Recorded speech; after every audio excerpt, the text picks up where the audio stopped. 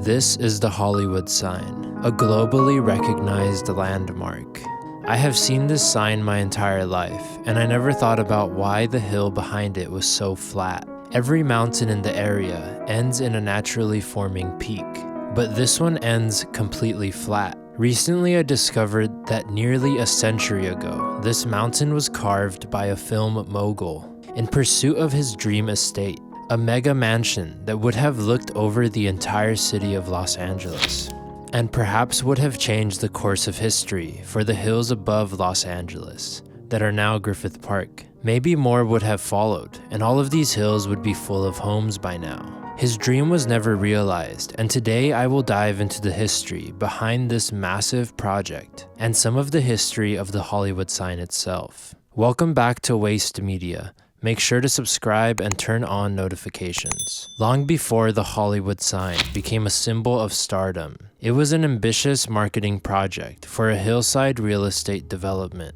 In 1923, a group of real estate developers unveiled their vision, a new luxury neighborhood in the hills above Los Angeles. They called it Hollywoodland, and to advertise it, they built a giant sign. 13 giant letters, each 50 feet tall, and glowing with 4,000 light bulbs. The sign blinked in segments, first Holly, then wood, then land, and finally all at once. And below it, there was a giant searchlight that would sweep across the sky. The land beneath the sign began to fill with homes. Beechwood Canyon, the area directly beneath the sign, would become a haven for silent film stars and studio bosses. And one of these stars would soon shape the very mountain itself. Mack Sennett was the definition of Hollywood royalty at the time. He was responsible for discovering numerous stars, such as Charlie Chaplin, and founded one of the first major movie studios in Los Angeles, Keystone Studios. I made another video on Mack Sennett's famous studio and all of the history related to that early version of Hollywood.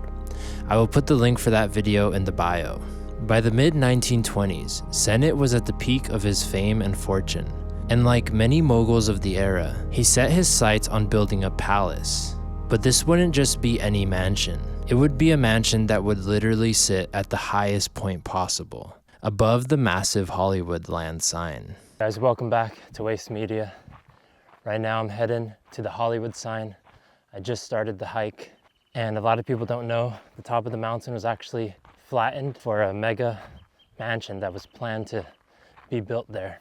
I already made a video about Mack Sennett's studio, and that was based out of Edendale, which was the original Hollywood. And that was around the Echo Park area on Glendale Boulevard. If you guys want to watch a full video on that, click right here. It's also going to be in the bio. But Mack Sennett was one of the original kings of Hollywood. He's the king of comedy.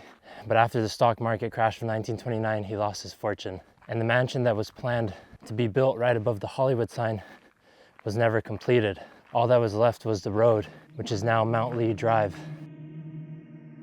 Sennett chose an 18-acre parcel on what was then known as Mount Hollywoodland, designed by Hollywoodland's official architect, John L. Delario. The blueprints for the estate looked more like a resort than a residence. The first floor alone was to include a grand dining hall, a vast drawing room, a conservatory, a library, and a full suite of quarters for servants. The second floor was built for guests and Sennett's mother, who had an entire wing to herself. Outside, Italian-style terraced gardens were to cascade down the hill. A 2,800 square foot swimming pool with a sand beach was also planned.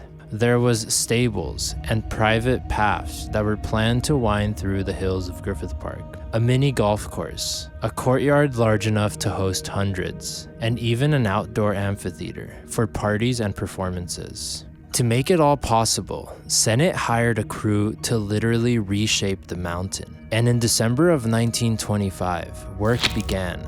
69 feet were shaved off the peak, 4 acres were flattened at the summit, and a private road was carved from Mulholland Drive to snake up the hill. For a few years, the project looked promising. The road had taken shape, the summit was flattened, and the plans were approved by the city.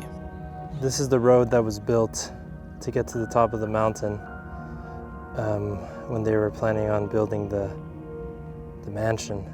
And now you could hike up that all the way to the back of the sign, which I'm about to do.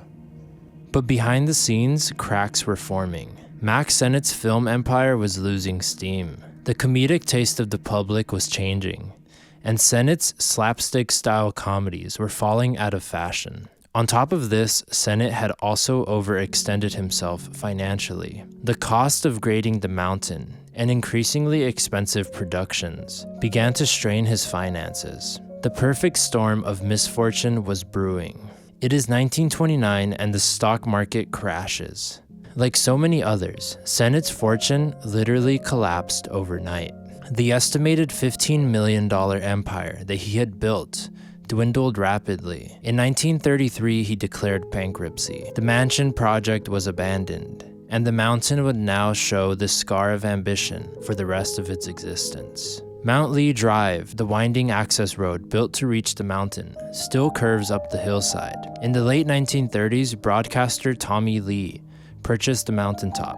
His father, Don Lee, was a California radio pioneer, and in 1939, Don Lee built Los Angeles' first television transmission station on the site. The mountain was renamed Mount Lee. From 1939 to 1947, this was the home of television in LA, before the station relocated to the higher Mount Wilson. Today, a fortified City of Los Angeles Communications Center sits where the mansion would have stood. It supports vital infrastructure for police, fire, and emergency services. Today, the land remains flat, and Mack Sennett's dream has been completely forgotten. How different would the story of Los Angeles had been if this massive mansion was built? Would the Hollywood sign have eventually disappeared if more homes began to spring up around here? We will never know. The view still inspires hikers who make the long walk here, all of us experiencing the same spark, the same vision that was had nearly 100 years ago.